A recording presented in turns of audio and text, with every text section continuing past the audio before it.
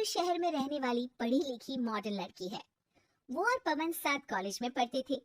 धीरे धीरे उन दोनों में प्यार हो गया। पर पवन गांव में रहने वाला एक साधारण सा लड़का है। मधु के पिता हमेशा उसे ये बात कहकर ताना देते हैं, तुम वहां गांव में कैसे एडजस्ट करोगी? शादी करके तुम गांव तो चली जाओगी, पर अपनी सारी मॉडर्न सोच और चीजें यहाँ शहर में ही रखकर जाना। ये सुनकर मधु को बहुत गुस्सा आता है। तो क्या हुआ अगर वो लोग गांव के हैं? मैं वहां जाकर उस घर को बिल्कुल शहर की तरह बना दूंगी।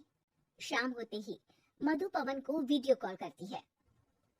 अच्छा हुआ तुमने वीडियो कॉल कर लिया। हाँ, मैं तुम्हें आज अपनी माँ से मिलाता हूँ। अरे बिट्टू, क्या कर रहा है? ये क्या है? दूर करना इस टुनटुने को। जाने कौन दिख रहा है इसमें तो? अरे माँ, आपकी बहू का वीडियो कॉल है। आप इसमें अपनी बहू से आमने सामने बात कर सकती हैं। नमस्ते माँ जी, कैसी हैं आप? अरे जका, ये बहू ने अपने कानों में क्या लगाया है? जो कौन से झुमके हैं? झुमके नहीं माँ जी, इन्हें ईयरफोन्स कहते हैं। इससे सामने वाले की आवाज और अच्छे से आती है। मैं आपको भी ला कर दूंगी। अरे नहीं नहीं, हमें नहीं ना चाहिए, हमारा कान बिल्कुल ठीक है। हाँ। माँ जी की ये बातें सुनकर मधु को अपने पिता की बातें याद आ जाती है और वो उसी वक्त ये ठान लेती है कि वो अपने ससुराल को एकदम मॉडर्न ससुराल बनाकर रहेगी। कुछ दिन बीत जाते हैं। पवन और मधु की शादी हो चुकी है। आज मधु का अपने ससुराल में पहला दिन है। माँ जी, मैं आपके लिए एक तोहफा लाई हूँ। अरे इतना बड़ा तोहफा! अरे कहाँ लाई है रे इस बड़े से बॉक्स में? मधु बॉक्स खोलती है। ये क्या है? ये वैक्यूम क्लीनर है। मैंने आपको झाड़ू लगाते हुए देखा तो सोचा अब आपका काम आसान हो जाएगा। और वाह बहुआ, तूने मुझे झाड़ू लगाते हुए देखा तो तू मेरे हाथ से झाड़ू लेकर खुद भी तो लगा सकती थी ना। पर नहीं, तूने तुझे मशीन लाकर मेरे हाथ में दे दी कि यह काम हमेशा मैं ही करूं। ये आजकल की सारी छोरियां बिल्कुल नहीं बदलेगी। मधु को मानिए मन गुस्सा आता है, पर फिर भी अपना गुस्सा भूलकर मधु माँ जी को वैक्यूम क्लीनर इस्तेमाल करना सिखाती है। अगले दिन मधु सुबह उठती है तो ये आंगन में से कैसी आवाजें आ रही हैं? मधु दौड़ती दौड़ती आंगन में जाती है और देखते ही चौंक जाती है। अरे माँ जी, ये आप क्या कर रही हैं? और वो कहाँ है ना? सुबह मैं जब कुएं से पानी निकाल रही थी तो मेरे कान की बाली उसमें गिर गई थी। तो ये तेरा वैक्यूम ना सारी चीजें अपनी तरफ खींच लेता है ना, तो मेरी बाली भी तो निकाल ही देगा।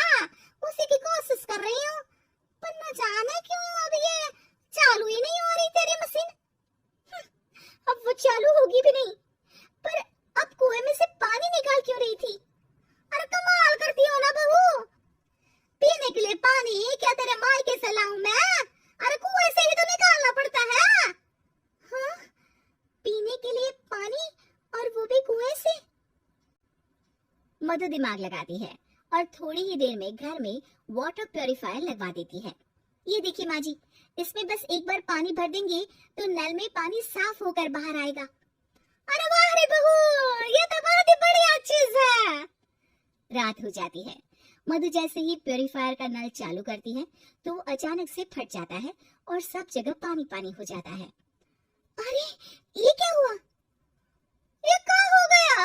मैंने तो बस इसमें उबला हुआ पानी डाला था, ये इतनी जल्दी खराब हो गया।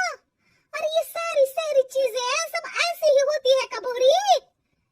क्या आपने इसमें उबला पानी डाला था? हाँ तो फिर पानी तो तभी साफ होगा ना जब उसे उबालेंगे। ये मशीन का कोई जिन है जो हमने जो बोला वो कर देगी है? मधु को बहुत गुस्सा आता है। इस तरह तो मेरा अपने ससुराल को मॉडर्न बनाने का सपना अधूरा ही रह जाएगा। नहीं, मैं इस तरह से हार नहीं मान सकती। थोड़े ही दिन में मधु पूरे किचन को मॉड्यूलर किचन में बदल देती है। अरे वाह बहुआ, इतनी सारी अलमारियां। माँ जी मॉड्यूलर किचन देखकर बहुत उत्सुक हो जाती है। ये बक्सा का है? बहू ने शायद गलती से इसे यहाँ रसोई में रख दिया है, पर है तो ये बहुत ही बढ़िया। अगले दिन सुबह